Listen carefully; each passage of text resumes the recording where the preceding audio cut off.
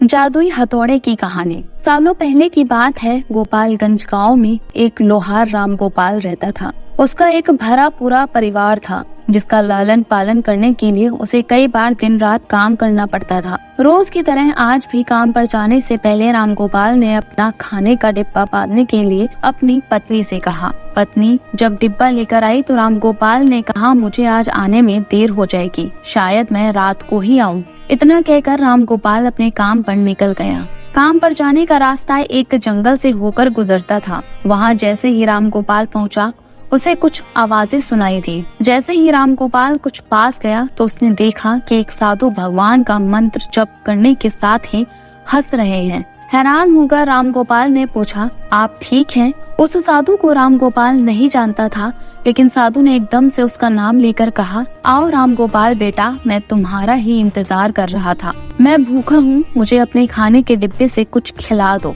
बाबा से अपना नाम सुनकर राम गोपाल हैरान था, लेकिन उसने कोई सवाल नहीं किया और सीधा अपना खाना खाने का डिब्बा निकाल कर उन्हें दे दिया। देखते ही देखते बाबा ने राम गोपाल का सारा खाना खा लिया। उसके बाद उस साधु ने कहा, बेटा मैं तो सारा खाना खा गया, अब तुम क्या खाओगे? मुझे माफ करना। राम गोपाल ने कहा, कोई बात नहीं पापा, मैं काम के लिए बाजार जा रहा हूँ तो मैं वहीं कुछ खा लूंगा। यह सुनकर उस साधु ने राम गोपाल को खूब आशीर्वाद दिया और भेंट के तौर पर एक हथौड़ा दे दिया। राम गोपाल ने कहा, आपका आशीर्वाद काफी है, मैं इस हथौड़े का क्या करूँगा, इसे आप ही रख लीजिए।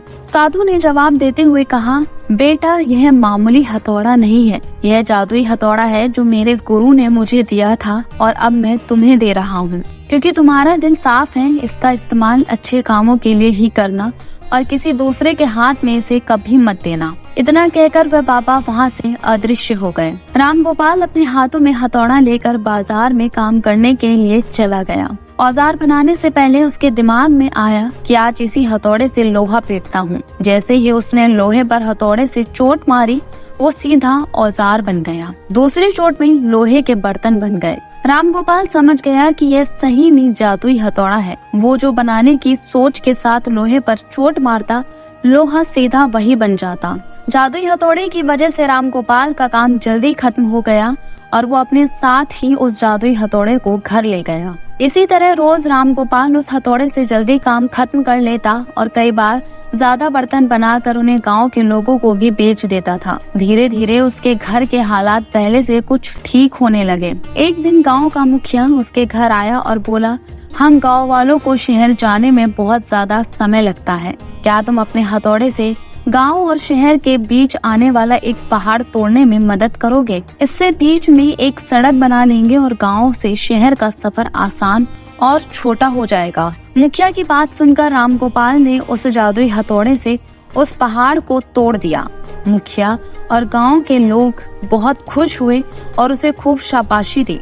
पहाड़ तोड़ने के बाद घर लौटते समय लोहार के मन में हुआ कि इस जादुई हथौड़े से मेरा काम जल्दी हो जाता है, लेकिन कुछ ज्यादा फायदा तो नहीं हो रहा है। इसी सोच में डूबे हुए लोहार घर जाने की जगह दुखी होकर जंगल की तरफ चला गया।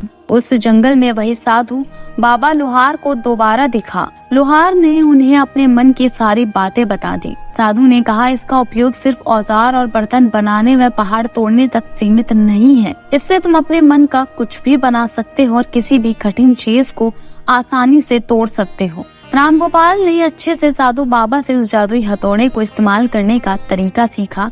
उसके बाद राम गोपाल ने बहुत धन कमाया। आज राम गोपाल एक अमीर आदमी बन गया है। अभी भी वो जब भी जरूरत महसूस होती है, वह उस जादुई हथौड़े का इस्तेमाल कर लेता है। इस कहानी से हमें ये सीख मिलती है, चाहे कोई वस्तु हो या दिमाग, इनका इस्तेमाल पूरी तरह से करना चाहिए। साथ ही अपने पास मौजूद सामान का मोल समझना जरूरी है। व्यर्थ हताश होने से कोई काम नहीं बनता। अगर आपको हमारी खबर अच्छी लगी तो इसे लाइक और शेयर जरूर करें। साथ ही चैनल को सब्सक्राइब करना ना भूलें।